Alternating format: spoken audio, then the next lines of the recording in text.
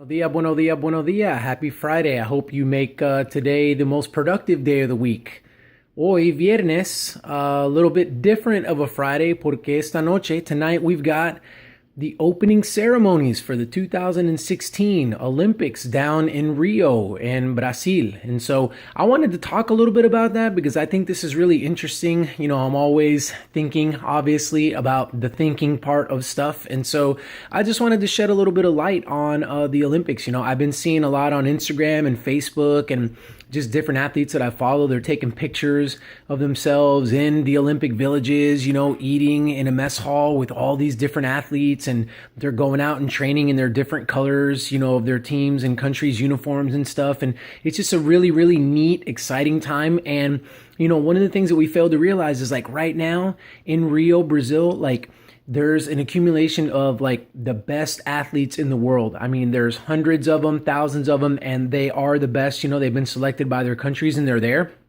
And so out of all of these, there's going to be some that are going to win medals, and then there's going to be some that are not going to win medals. And who are those athletes going to be? And I sat down and I started thinking about that, and I wrote a blog post. I wanted to tease it out a little bit further in a video, but you know, I wanted to bring a couple of things out there. And so, you know, the first thing is, how did they get to Rio? How did these athletes get there? And, you know, the reality of the matter is that a lot of them have been training at least for the last 4 years to be able to qualify for these Olympic Games.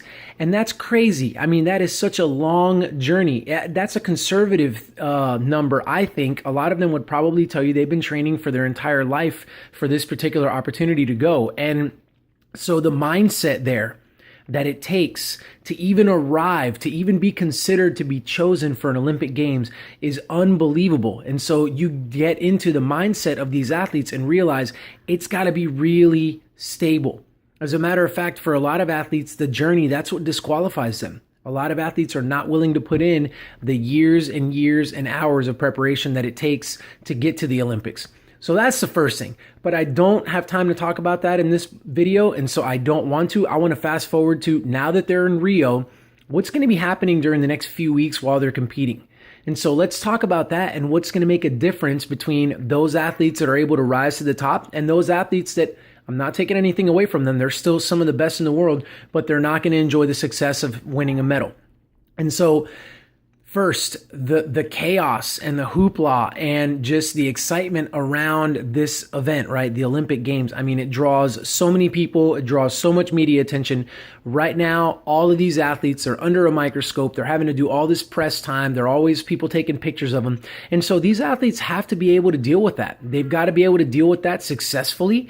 They've got to be able to appease and fulfill their obligations on that end without losing focus, without getting out of their comfort zone, without getting out of their game plan for these particular Olympic Games.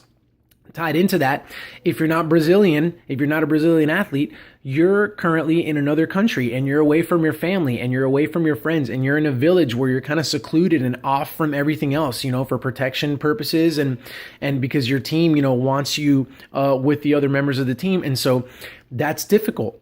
On the mindset front, you've got to be able to deal with that successfully as well. Some of these athletes may start missing home. And so you've got to be able to deal with all of these things. So the chaos and the being away from home part. And so who's going to win a medal? The athletes, the teams that are going to win medals are those athletes and teams that on the day of their competition, they can show up and they can perform and execute the plan that they have been setting up for themselves for years now. And that means that they would have to have been unbelievably focused during their run into the competition. Some of these athletes arrived in Rio weeks ago, but they don't compete until the tail end of the Olympics. So they've got to sit around. They've got a lot of time to think. And unfortunately, there's a lot of time there for them to get derailed and to lose focus. And so the athletes that are going to win medals are those athletes that are focused, those athletes that stick to the process as if they were at home, as if they were still training. And then on the day of the competition, they're able to execute to the best of their abilities and perform at a level that they've been training for and dreaming about for years now. But here's the interesting thing about that.